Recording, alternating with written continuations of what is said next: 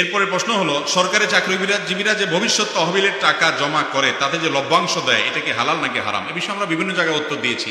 Provident ফান্ডের যে টাকা সরকারি চাকরিজীবীদেরকে, অনেক বেসরকারি প্রতিষ্ঠানে বেসরকারি চাকরিজীবীদেরকেও দেওয়া হয়, যেই টাকাটা কর্তৃপক্ষ, কোম্পানি বা সরকার বাধ্যতামূলক কেটে নেয়, এত পার্সেন্ট এটা আপনার বেতন থেকে কেটে নেওয়া হবে, আপনি চাইলেও দেওয়া হবে না। এরপরে আপনার চাকরিতে একটা সময় এটার সাথে আপনি যখন চাকরি ছাড়লেন বা প্রভিডেন্ট ফান্ডের টাকা তুললেন, তখন আপনি মূল টাকার সাথে অতিরিক্ত কিছু টাকা সহ যোগ করে দেওয়া হয়, সেটা পান, এবং সেটাকে দেওয়ার সময় সরকার বলেই দেয় সুদ।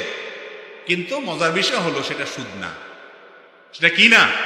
সুদ না। কারণ হলো, সুদ বলা হয় আপনি নিজে টাকা দিয়েছেন লাভের আশায়, ব্যবসায়িক ভিত্তি ছাড়া সুদের ভিত্তিতে টাকা প্রফিট নিয়েছেন, এটা সুদ। লোন দিয়ে অতিরিক্ত নিয়েছেন।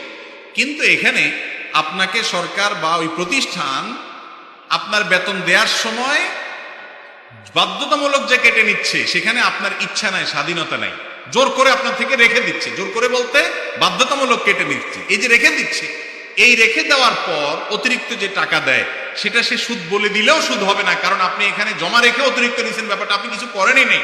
আপনাকে কেমন যেন বেতন আপনার 10,000 ধার্য করে আপনাকে 8,000 দিচ্ছে, 2,000 দেয় নাই, কথার কথা। ওই 2,000 আপনি পানই নাই কেমন যেন, এখন দেওয়ার সময় সে বাড়াই দিচ্ছে।